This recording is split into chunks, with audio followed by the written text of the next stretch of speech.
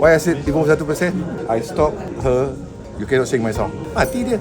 So 49, 51. So macam orang baru tu, bila jasa-jasa komposer tu jenguk-jenguk lah sikit, benda-benda macam tu. Maestro Muzik Datuk Ramli MS memberi pesanan kepada penyanyi baru supaya tidak melupakan jasa komposer yang menghasilkan lagu untuk mereka. Kata Ramli, kenyataan itu tidak ditujukan kepada mana-mana individu. Sebaliknya, sekadar nasihat umum berdasarkan pengalaman puluhan tahun berada dalam industri muzik. Betul lah apa yang dikatakan Tok Ram tu kan? Itu adalah general arm. Sebab dia datang daripada, saya duduk berpuluh tahun dalam studio. Composer come and go. So it's just satu ayat aja. Sebab kita orang Melayu, kita ada adab sangat kaya. Ingatlah orang yang bagi lagu raya. You boleh cakap penyanyi pun menyumbang. Alright. In corporate way, dia orang 49%. Komposer 51%. Why I said 51%? I stop her, you cannot sing my song. Mati dia. So 49, 51. Dia boleh cakap, aku pun menyumbang. Betul, you are 49% still. Komposer 51. So maksud saya tu, lagu tu membawa kamu ke pesada and banyak kerja kamu dapat. Itu maksud saya ya. Maksud saya. Take nothing.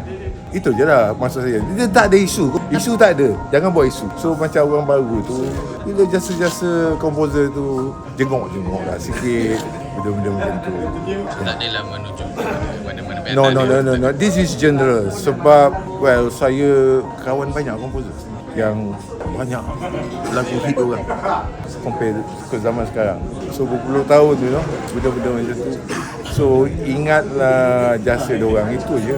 Dia tak ada menuju ke mana-mana. It's just general untuk budak-budak ni supaya trend ni tak bersambung 100-200 tahun. Just pesanan ni.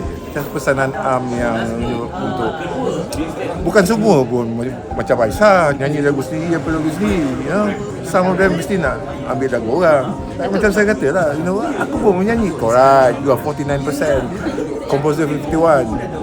Tapi Datuk rasa kita sebenarnya belum ada culture yang appreciate orang makan tabi. Dia kalau dah dapat cerita lain, sebelum belum dapat. Dia kalau belum dapat dengan dah dapat cerita lain. Apa lagi dah berpuluh tahun. It's a long money, okay. Involve a lot of comparekan dengan komposer. It's a lot pecahan dia. You can ask for 30,000 satu malam nyanyi. Kalau satu bulan nyanyi 10 bulan 300,000, right? Komposer itu sebulan. Kalau setahun, kalau 10 tahun, kalau 20 tahun, tanya khabar pun dah okey lah. Bergantung MACP je lah tu MACP pun tak berapa compare kan. No, that's a fact. In terms of amount tu tak berapa lah maksud Datuk. Berbanding dengan penyanyi. That's why record company macam sekarang dia ambil 70-30. I'm bayar you sekarang bla bla bla, you sign dengan saya. So kalau you nyanyi kat mana-mana, I ambil 30, you ambil 70. Dia nak ROI tu. And that's why some composer dia tak ada MACP sekarang. Dia nak deal direct kan. Macam Mat Dhani semua. Kedai lagu dia bayar. This is the issue lah. So ada few composer Malaysia yang dah start macam tu. Well, it's fine for me. Memang bukan saya kata you tak boleh buat. Pulangan tu beza lah margin dia tu.